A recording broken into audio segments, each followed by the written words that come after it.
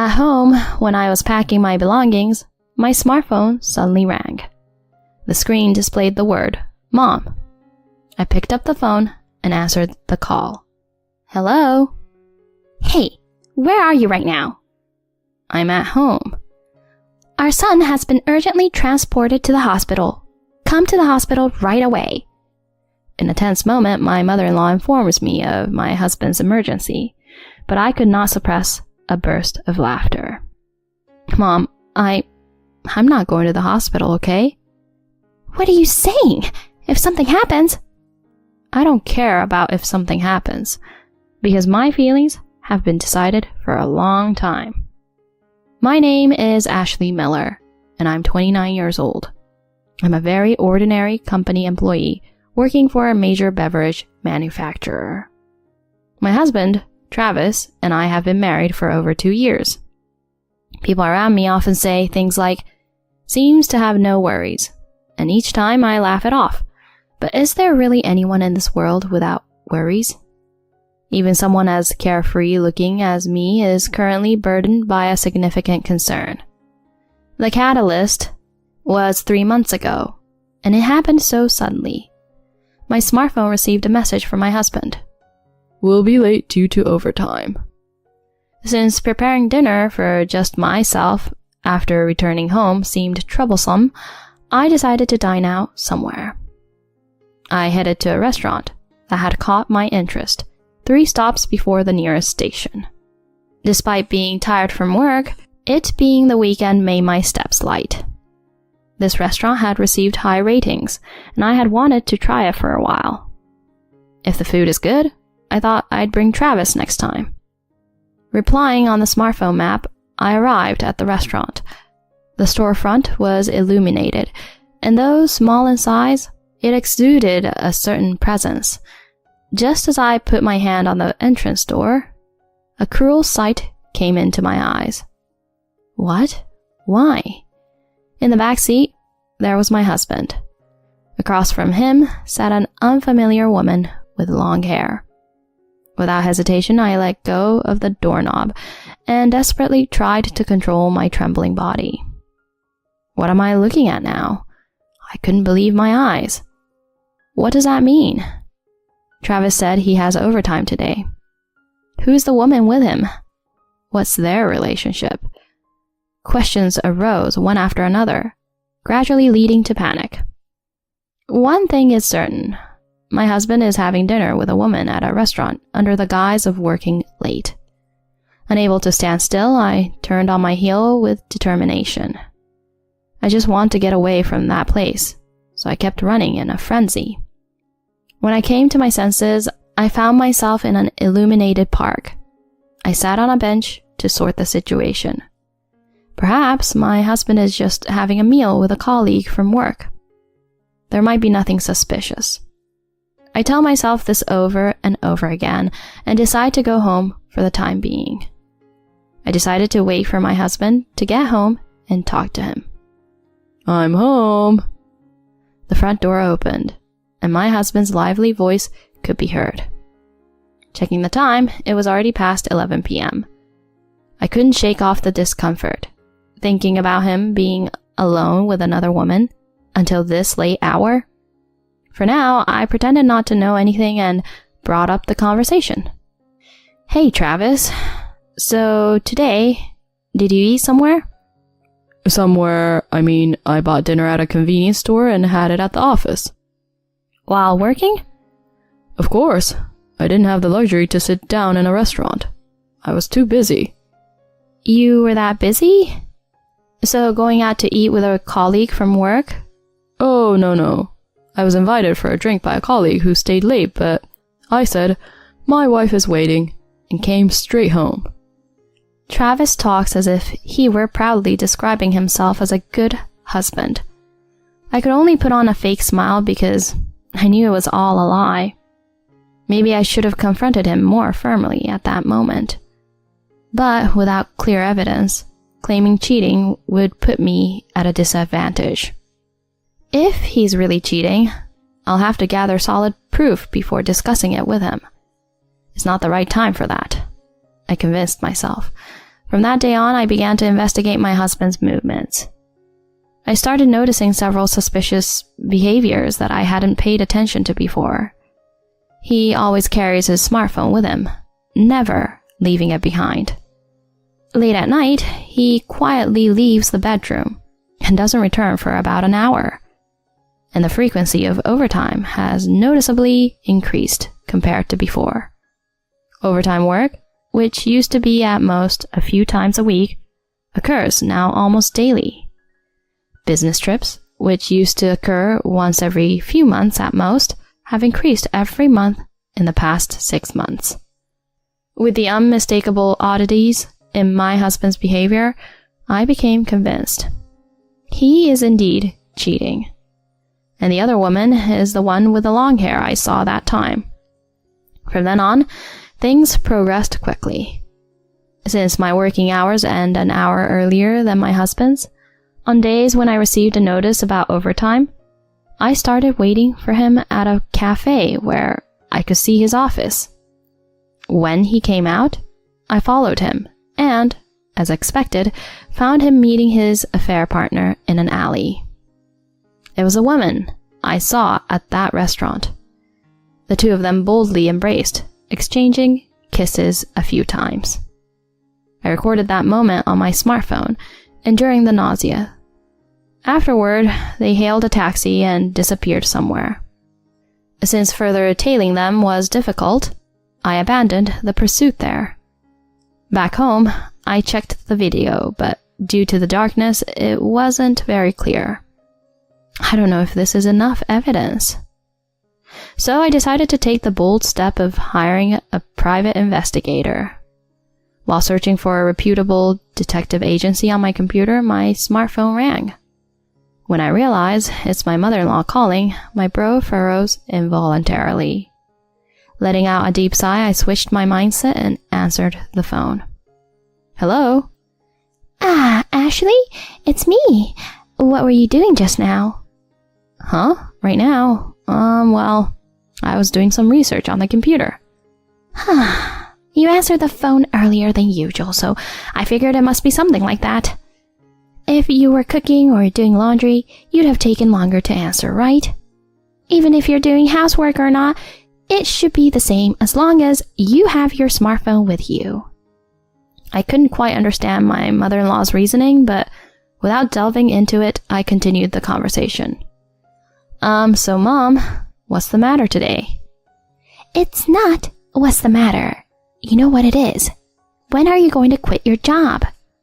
If it's about that, as I always say, I don't have plans to quit my job anytime soon. Huh? Are you still saying that? You're part of the Miller family, you know? Instead of working, hurry up and focus on the household.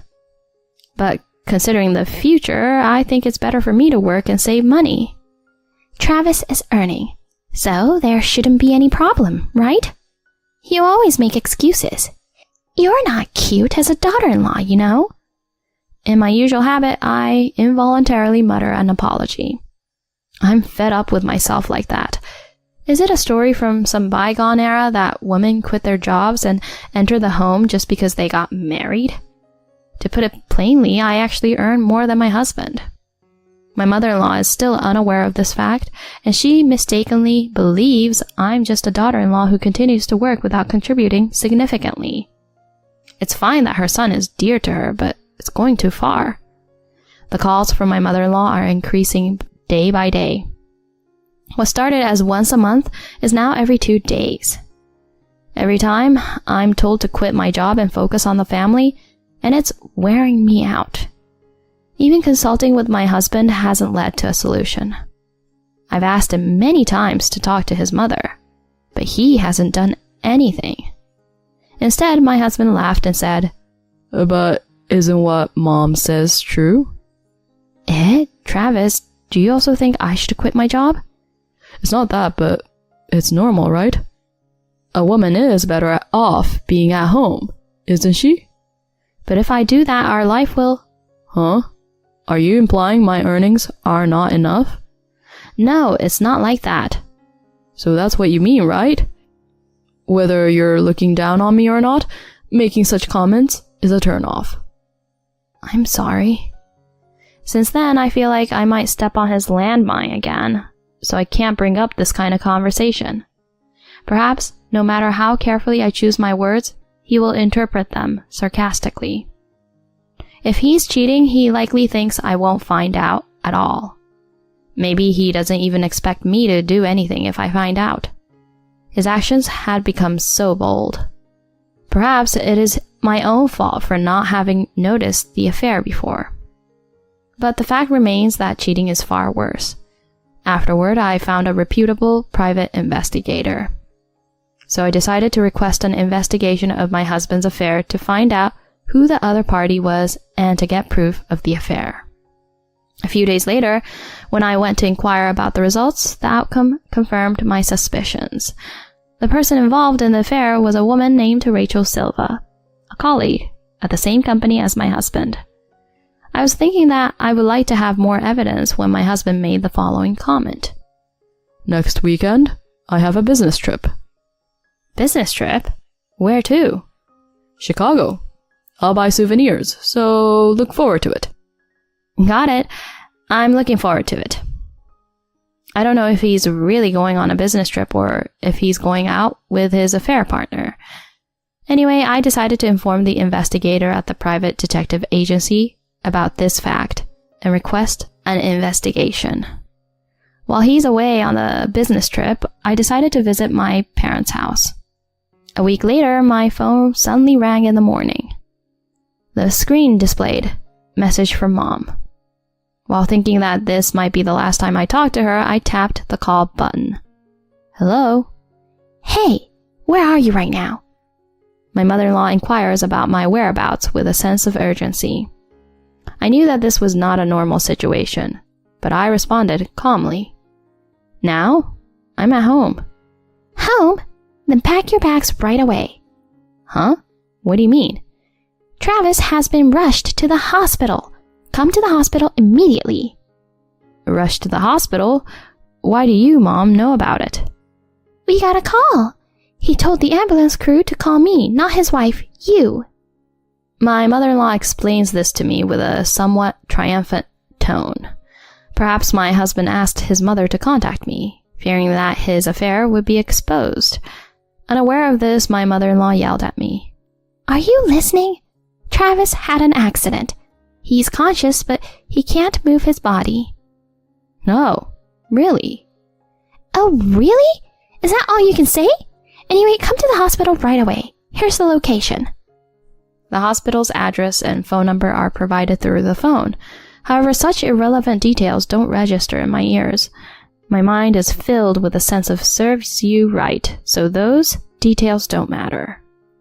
Simultaneously, I became convinced that the timing for revenge is now and no other time. Are you even listening? My mother-in-law raises her voice and I quietly respond. Mom, I won't go to the hospital. What are you saying? If something happens... If something happens? Even if something were to happen, it's his own fault, isn't it? I'm going back to my parents' house. Huh? Are you serious? Your husband has been rushed to the emergency room. Soon he won't be my husband anymore. Goodbye. Saying this, I ended the call. My mother-in-law called several times afterward, but I didn't answer. A few days later, when I visited the detective agency, I heard a surprising fact from the investigator. What? Paralyzed on one side? Yes, it seems your husband, who was in the passenger seat during the accident, was severely injured. What about that woman, Rachel? She only suffered minor bruises. She has already been discharged. I see. It turns out that the one driving was not my husband, but his affair partner. I had heard that in the case of a car accident, the passenger seat could suffer more significant damage, but I never expected it to be this severe. However, even after hearing about such a situation, I didn't feel any pity. Instead, I couldn't help but see it as a punishment for betraying me. After receiving evidence of the affair trip from the private investigator, I immediately visited a law firm. Since the evidence was solid, I was able to quickly initiate divorce proceedings and claim alimony. That night, as I was about to go to sleep at my parents' house, my phone rang. My husband's name appeared on the screen. With the intention of settling things with this call, I answered. Hello? Ashley, why aren't you coming to the hospital? Why?